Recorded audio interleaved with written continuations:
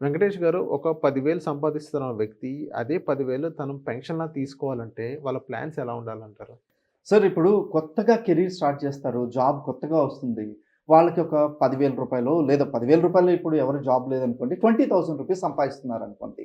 20,000 సంపాదిస్తూ రూ. 10,000 ఖర్చులు ఉంచుకొని రూ. 10,000 ఇన్వెస్ట్‌మెంట్ గనుక చేస్తే ఒక్క 7 ఇయర్స్ ఒక లెట్స్ సే 25 ఇయర్స్ ఉన్నటువంటి ఒక కుర్రాడు ఒక ₹20,000 సంపాదిస్తూ రూ. 10,000 ఇన్వెస్ట్‌మెంట్ చేశాడనుకోండి.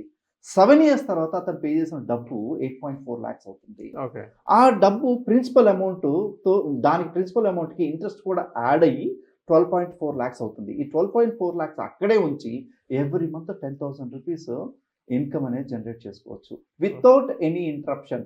దీన్ని ఒక పాసివ్ ఇన్‌కమ్ లాగా చూడొచ్చు. దీన్ని ఒక రెగ్యులర్ మంత్లీ సాలరీ లాగా చూడొచ్చు. రెంటెడ్ ఇన్‌కమ్ లాగా చూడొచ్చు. ఇంకా రకరకాలుగా దీన్ని మనం యూజ్ చేసుకోవచ్చు. నాకు 10,000 కాదు యంగ్ ఏజ్‌లో ఉన్నాడు. ఇంకా కొంచెం ఎక్కువగా కావాలి అనంటే గనక ఆ 7 ఇయర్స్‌ని 10 ఇయర్స్ గనుక ఉంటే అతను ₹15,000 కూడా విత్‌డ్రా చేసుకోవచ్చు. ఓకే. ఇలా ఓకే. మల్టిపుల్ అవుతుందండి. Okay. So, thank you sir మా సోషల్ పోస్ట్ వచ్చినందుకు. థాంక్ యూ అండి మీకు కూడా.